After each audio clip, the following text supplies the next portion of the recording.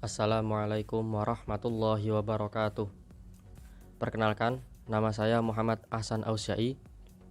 Nomor induk mahasiswa saya adalah 4121153. Saya berasal dari jurusan Ekonomi Syariah, Fakultas Ekonomi dan Bisnis Islam IAIN Pekalongan. Mahasiswa baru tahun 2021. Berikut saya akan menyampaikan resum dari sosialisasi pembelajaran Fakultas Ekonomi dan Bisnis Islam IAIN Pekalongan tahun 2021.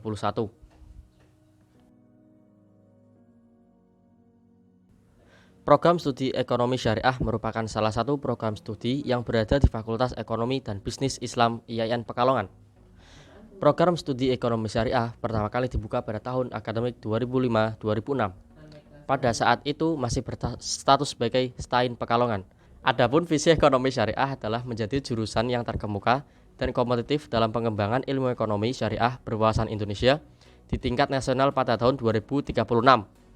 Adapun misi program studi ekonomi syariah yaitu menyediakan yang pertama, menyelenggarakan pendidikan yang menghasilkan sarjana ekonomi syariah yang memiliki kecerdasan spiritual, keluasan ilmu pengetahuan, kesetiaan terhadap keindonesiaan, kemandirian, dan kepeloporan dalam kehidupan. Yang kedua, mengembangkan ilmu ekonomi syariah melalui penelitian bagi kepentingan keindonesiaan dan kemanusiaan. Dan yang ketiga adalah mempelopori dan ikut berperan aktif dalam penguatan dan pemberdayaan masyarakat berbasis ilmu ekonomi syariah. Dan yang keempat adalah menyelenggarakan tata kelola pembangunan secara profesional, transparan, dan akuntabel dalam rangka mencapai kepuasan sivitas akademika dan pemangku kepentingan. Adapun jurusan ekonomi syariah yaitu menghasilkan sarjana ilmu ekonomi syariah yang memiliki kecerdasan spiritual, keluasan ilmu pengetahuan, kesetiaan terhadap keindonesiaan, dan kemandirian dalam kehidupan. Tujuan yang kedua adalah berkembangnya ilmu ekonomi syariah berwawasan keindonesiaan melalui pengkajian dan riset ilmiah. Tujuan prodi ekonomi syariah yang ketiga adalah terbentuknya masyarakat yang kuat dan berdaya dalam kehidupan berbangsa dan bernegara berbasis ilmu ekonomi syariah. Dan tujuan yang keempat ialah terselenggaranya tata kelola jurusan ekonomi syariah yang profesional, transparan, dan akuntabel dalam rangka mencapai kepuasan sivitas akademika dan pemangku kepentingan. Dan saat ini program studi ekonomi syariah terakreditasi B berdasarkan keputusan BAN PT nomor 1151 strip maksud saya garing ban strip PT garing akred garing 8 menyatakan bahwa program studi sarjana ekonomi syariah IAIN Pekalongan terakreditasi dengan peringkat B.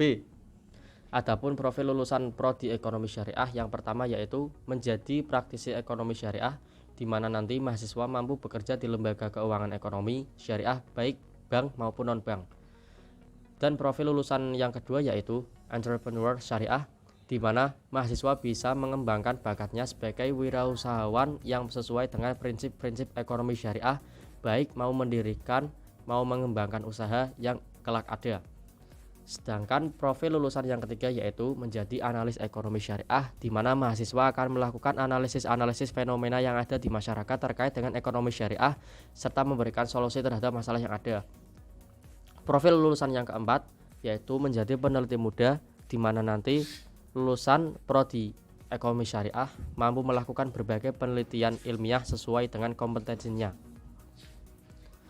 Beban SKS kumulatif mahasiswa ekonomi syariah berdasarkan surat keputusan Dekan FEBI IAIN Pekalongan nomor 1 tahun 2017 tentang kurikulum KKNI FEBI IAIN Pekalongan bahwa total mata kuliah yang harus ditempuh adalah 146 SKS dengan mata kuliah utama sebesar 131 SKS dan mata kuliah peminatan berjumlah 15 SKS. 146 SKS yang ditempuh dalam 8 semester agar mahasiswa mampu lulus tepat waktu dalam 8 semester, maka mahasiswa harus dapat memaksimalkan jatah setiap semesternya. Dikarenakan pada kurikulum program studi ekonomi syariah, rata-rata SKS-nya 24 SKS. Mahasiswa dapat mengambil jatah SKS dengan maksimal atau setara dengan 24 SKS dengan cara IP yang mahasiswa peroleh sebesar 3,5. Dengan mendapat jatah SKS yang maksimal setiap semesternya, maka mahasiswa akan mampu lulus tepat waktu pada semester 8, bahkan pada semester 7. Resum materi tentang yang pertama, strategi belajar di perguruan tinggi yang disampaikan oleh Bapak Agus Arwani. Di dalam bangku perkuliahan, kita dapat mendapatkan investasi masa depan berupa knowledge atau pengetahuan, skill atau keterampilan, teknik atau teknik, attitude atau sikap, dan experience atau pengalaman. Cara belajar sendiri dibagi menjadi beberapa bagian, yaitu belajar dengan strategi belajar visual, strategi belajar kinestetik, strategi belajar berkelompok, strategi belajar auditory, strategi belajar mandiri, dan strategi belajar berkelompok. Strategi belajar visual dapat dilakukan dengan menggunakan gambar, peta, grafik. Yang kedua, memvisualisasikan materi dalam benak. Selanjutnya, memahami materi melalui bacaan atau gambar, atau memberi warna dan gambar pada catatan. Strategi belajar kinestetik, yaitu melibatkan sebanyak mungkin anggota tubuh, memperbanyak latihan soal, dan menuliskan poin-poin besar seusai belajar. Strategi belajar berkelompok. Yang pertama, memilih teman belajar yang cocok. Yang kedua, saling membandingkan catatan. Yang ketiga, rutin belajar bersama. Dan yang keempat adalah bertanya tentang jalan pengerjaan, bukan hanya sekedar jawaban. Sedangkan untuk strategi belajar mandiri, yaitu memperbanyak literatur dan latihan soal yang digunakan, memilih tempat belajar yang tenang, dan mencoba memahami materi dengan berdiskusi dengan orang lain. Kiat-kiat membaca efektif. Metode membaca memiliki 5 tahapan-tahapan. Yang pertama, survei.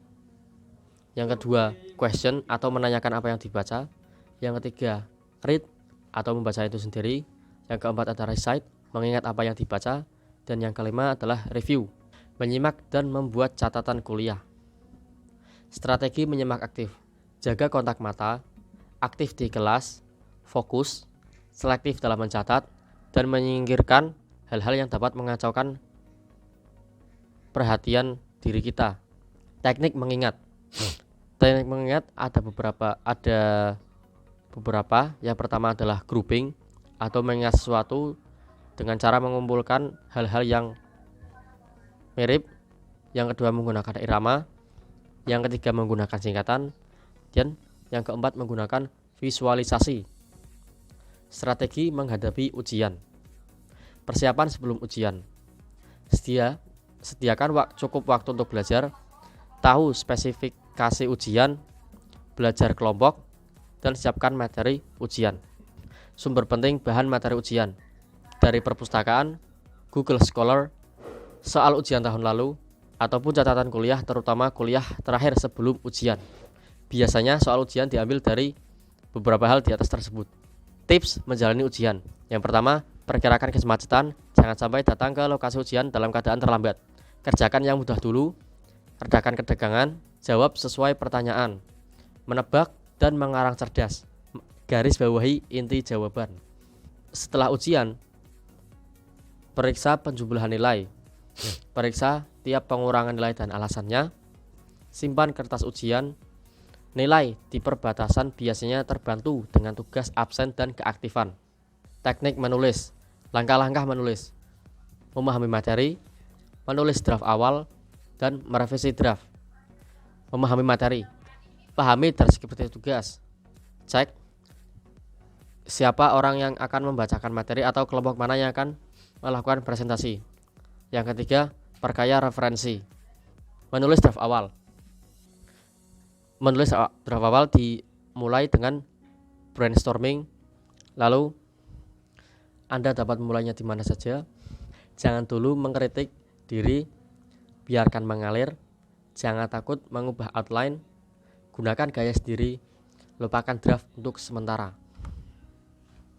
Seni presentasi. Yang pertama, kuasai materi. Yang kedua, public speaking. Pembukaan yang menarik, kontak mata, tidak sekedar membacakan, memahami materi, atur suara dan intonasi, hindari gerakan yang tak perlu, adalah salah satu seni dalam berpresentasi. Penyajian materi. Gunakan ilustrasi dan animasi. Tampilkan intinya saja, buat semudah mungkin untuk dimengerti. Quote dari Bapak Agus Arwani yaitu, jadilah orang tangguh, efektif, dan produktif, maka amalkanlah ilmu mulai saat ini juga. Resum materi yang kedua, etika mahasiswa yang disampaikan oleh Ibu Susminingsih. Etika secara etimologi berasal dari bahasa Yunani adalah ethos yang berarti watak, kesusilaan atau adat kebiasaan. Etika berarti juga adat kebiasaan atau cara hidup seseorang dengan melakukan perbuatan yang baik dan menghindari hal-hal tindakan yang buruk. Susila berasal dari Sanskerta, lebih menunjukkan kepada dasar-dasar prinsip, aturan hidup yang lebih baik. Akhlak secara bahasa Arab berarti moral dan etika berarti ilmu akhlak. Etika komunikasi adalah norma, nilai, atau ukuran tingkah laku baik dalam kegiatan komunikasi, bicara, dan tulisan di suatu masyarakat. Sedangkan etika berbusana adalah norma, nilai, atau ukuran tingkah laku baik dalam kegiatan berpakaian di suatu masyarakat. Etika pergaulan di lingkungan kampus. Yang pertama, berpakaianlah dan bersepatu rapi di lingkungan kampus. Menjunjung tinggi nilai-nilai ilmiah, mengetahui, memahami, dan melaksanakan peraturan-peraturan yang berlaku di lingkungan kampus dan berusaha tidak melanggar. Memberi contoh yang baik dalam berperilaku kepada adik tingkat, teman setingkat, dan kakak tingkat. Selanjutnya, saling menghormati dan menghargai terhadap sesama mahasiswa. Berperilaku dan bertutur kata yang sopan, baik di dalam kelas maupun di luar kelas, yang mencerminkan perilaku sebagai mahasiswa dan dijiwai oleh nilai-nilai agama atau kepercayaan yang dianut. Tidak berperilaku asusila atau tidak bermoral. Bersedia menerima sanksi yang ditetapkan atas pelanggaran terhadap peraturan yang berlaku sebagai bagian dari pendidikan disiplin. Etika pergaulan di luar kampus. Menjadi contoh yang baik di lingkungan di mana mahasiswa tersebut berada. Yang kedua, berperilaku dan bertutur kata yang baik dan mencerminkan sebagai mahasiswa. Yang ketiga, berupaya mengaplikasikan ilmu pengetahuan dan teknologi yang telah dipelajarinya di masyarakat sebagai wujud pengabdian. Etika pergaulan mahasiswa dengan dosen. Yang pertama, mahasiswa sebagai masyarakat kampus atau insan akademik atau golongan terpelajar yang harus menjaga citra akademik. Yang kedua, biasakan selalu memberi salam lebih dahulu kepada dosen bila bertemu. Lebih baik jika dibiasakan berjabat tangan. Jika berjabat tangan, usahakan menatap muka dengan ramah dan ulurkan tangan dengan tegas. Jika tidak berkenan berjabat tangan karena bukan muhrim, maka bungkukkan kepala dan ucapkan salam. Menjaga perkataan dengan bahasa yang sopan. Etika pergaulan sesama mahasiswa. Yang pertama, biasakan menyapa teman bila bertemu. Yang kedua, jangan mengolok-olok teman melebihi batas meskipun hanya bergurau. Yang ketiga, jaga citra sebagai insan terpelajar. Yang keempat, jangan menyapa teman dengan julukan atau sebutan yang mendiskreditkan atau nama yang tidak disukai. Yang selanjutnya, hindari ucapan yang merendahkan teman. Yang terakhir, menghormati ide, pikiran, dan pendapat, hak cipta orang lain, dan hak milik teman dan warga kampus. Selanjutnya, jangan berprasangka buruk terhadap teman tanpa fakta, apalagi karena hasutan atau fitnah. Menjaga perasaan teman sebagaimana kita tidak mau diejek. Segeralah minta maaf lebih dulu jika terjadi kesalahpahaman atau perselisihan sesama teman, apalagi dengan orang lain. Biasakan menolong teman yang membutuhkan, bisa materi, fasilitas, atau kebijakan yang bisa diusulkan. Etika pergaulan sesama mahasiswa. Yang selanjutnya, memahami makna solidaritas. Biasakan saling mengingatkan, jangan malah menertawakan karena kealpaan teman. Biasakan bergaul dengan semua teman tanpa membeda-bedakan. Sampaikan selalu pesan dari orang lain kepada teman yang berhak, karena itu amanah. Jangan menambah atau mengurangi, apalagi memanipulasi atau memutarbalikkan pesan. Sampaikan sesuatu yang salah adalah salah, dan nyatakan sesuatu yang benar adalah benar. Sampaikan sesuatu yang salah adalah salah, dan nyatakan sesuatu yang benar adalah benar. Jangan menutup-nutupi karena ada kepentingan pribadi. Sekian dan terima kasih.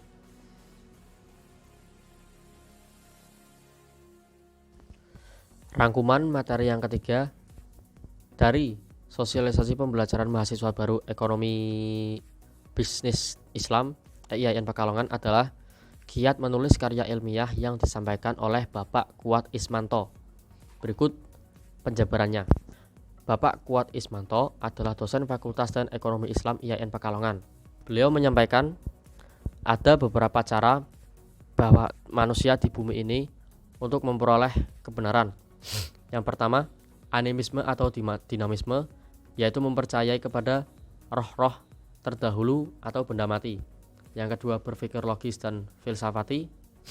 Yang ketiga, melalui agama dan kitab suci. Yang keempat, melalui uji coba atau trial and error. Yang kelima, melalui tokoh berotoritas seperti kiai dan lain-lain. Dan yang keenam, melalui penelitian atau research. Untuk penelitian itu sendiri memiliki beberapa poin yang dapat saya sampaikan, yaitu yang pertama, penelitian adalah proses mencari kebenaran dengan prinsip-prinsip ilmiah, yaitu jujur, objektif, dan sistematis.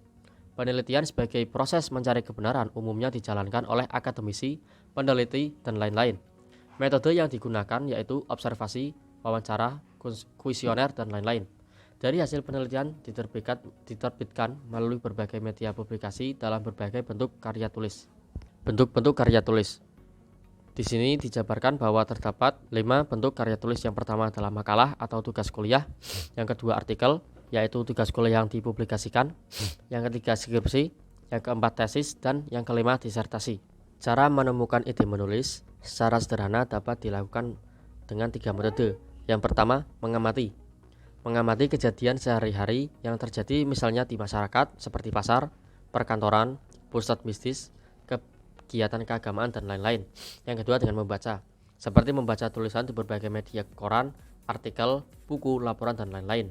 Dan yang ketiga adalah dengan berdiskusi, yaitu mendiskusikan persoalan yang fenomenal dan aktual.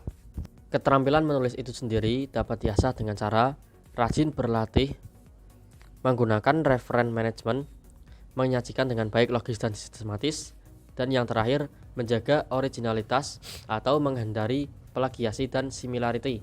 Berikut adalah cara-cara untuk menghindari plagiarisme. Yang pertama dengan quote, yaitu menambahkan tanda petik 2 di antara kalimat yang didapat dari buku atau teks yang lain. Yang kedua adalah dengan cara parafrase, dan yang ketiga adalah dengan cara rangkuman. Paragraf yang baik haruslah memiliki ide pokok yang satu, kalimat-kalimatnya relevan dengan ide pokok tersebut, dan kalimat-kalimatnya masuk akal dan tertata rapi sesuai dengan yang diharapkan dari ide pokok. Bagaimana cara memilih antara tabel, simbol, atau teks pada karya tulis kalian? Gunakanlah tabel jika kamu ingin membaca karya tulismu fokus pada angka-angka yang spesifik. Yang kedua, gunakanlah chart jika kamu ingin para pembaca fokus pada pola umum di seluruh data yang kamu miliki. Yang ketiga, gunakan teks untuk hal-hal selain 2 hal tersebut di atas. Terima kasih. Semoga menjadi mahasiswa yang baik, berprestasi, membanggakan bagi diri, keluarga, dan calon mertua. Wassalamualaikum warahmatullahi wabarakatuh. Kesesuaian minat bakat yang dimiliki dengan organisasi mahasiswa yang ingin diikuti. Secara pribadi, saya ingin mengikuti UKM KS-PMS atau kelompok studi pasar modal syariah, karena visinya sangat menarik, yaitu akan saya jabarkan sebagai berikut. Menjadikan anggota KS-PMS unggul dalam bidang pasar modal syariah, baik secara praktek maupun literasi, dan menjadikan tahun ini sebagai langkah lanjutan periode sebelumnya dalam meletakkan fondasi untuk mewujudkan UKM KS-PMS lebih berprestasi, maju, dan berakhlakul karimah.